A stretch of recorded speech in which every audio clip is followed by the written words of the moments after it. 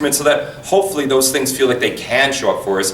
Because if we spend our whole time going, I keep everything under wraps, I don't address my feelings, I don't like feeling, and I certainly don't express myself, then why would it ever be different when you get in front of a microphone with all the pressure on you?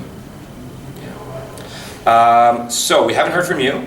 So if you have asked a question, I hope we'll get to it, but you get it. So we'll go to you, we'll flip over, was it da-da-da-da in the corner? Yeah, okay, well you're next. You're next. You're after this fine person right here.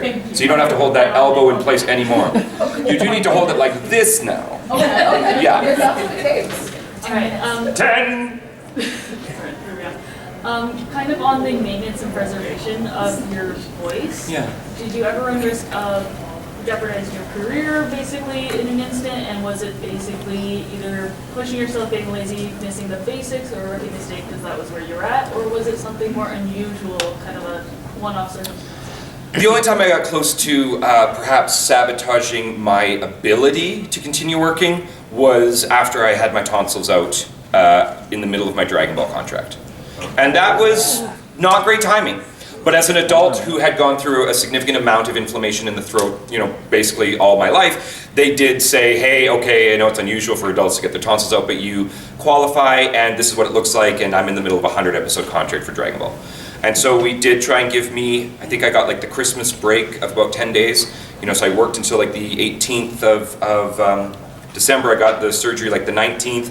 And then I think January 2nd, they needed me back in studio. And I hoped that would go well, but I did taste blood, and I did have to take a break, and I did have to acknowledge that, I'm absolutely doing some harm, but I was also in a process of recovery. So certainly we'll blow out our voices doing too many death screams, and we'll need to take a day or so to recover. There's some really nice articles like Will Wheaton wrote on a couple of years ago about the video game industry. We might have a session later that day, we might have a session tomorrow. If we blow out our voice in the morning for a 4-hour session, and yeah, we're being compensated for that, but now we're hurt, and maybe for how long?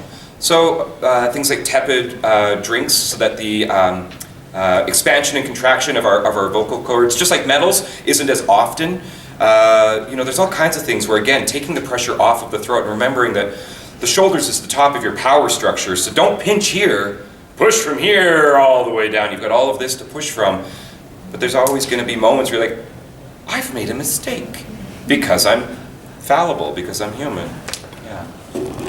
Okay, so I'm a VTuber, so I do a lot of reading for characters, but I don't get breaks. So I was, because it's live, Yeah. I was hoping to get tips on holding voices for long periods of time. Okay. That's a stamina thing like anyone, especially if you are only doing it sporadically. It's just going to be like anything else. If you do one push-up today, and then a month later you're like, I'm going to do 20. That didn't work. Why didn't it work? Well, it's the consistency. If you are doing consistent voices, yeah, remind yourself what the placement of those is, how you are coming to it. Also, a really nice thing for people that don't get breaks is keep a little bowl of regular potato chips, because the oil in the regular potato chip will help to relubricate. Water's not a lubricant. Repeat after me, water's not a lubricant. This isn't just for voice actors, this is for your whole life.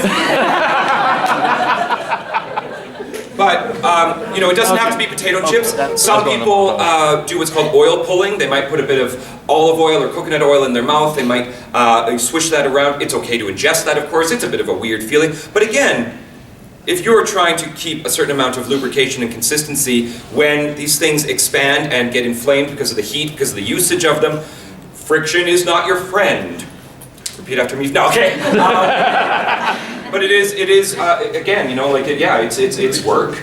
And eventually those character voices, if they are being done more often, but again, if you're considering yourself, and some people don't like my dartboard analogy, some people like a graph sheet and the XY axis and they're moving that thing around, but whatever you're trying to utilize as a reminder of, when I talk in my basement, I have to make sure that I'm making space for that, otherwise it's going to be inconsistent, then the body will start to respond. It'll start to get better at it.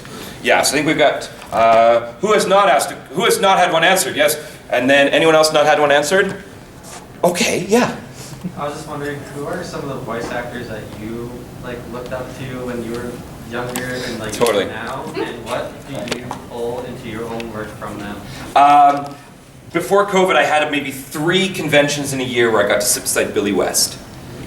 And, you know, he's in his mid-60s, and he's a wonderfully eclectic firecracker of a person, but I'd also been watching him my whole life, right? And I'd been aware of some of the things that you know, like I'd listened to him tell stories and gleaned from a person that had been able to be playful their whole life.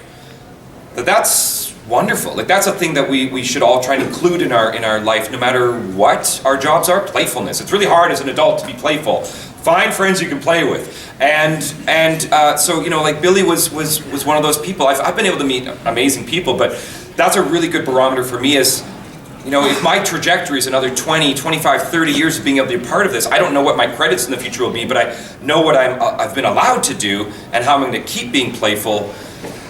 That's something I've continued to take. And something that he was really a great advocate of is nothing. I know I'll never be the same. Shook my world so hard again. Wish I washed away my sins. He's a dead man walking, blank stare in his eyes. Should have given up on the ones I trust. Never should have been surprised when they shot him down. Cold blood to the ground.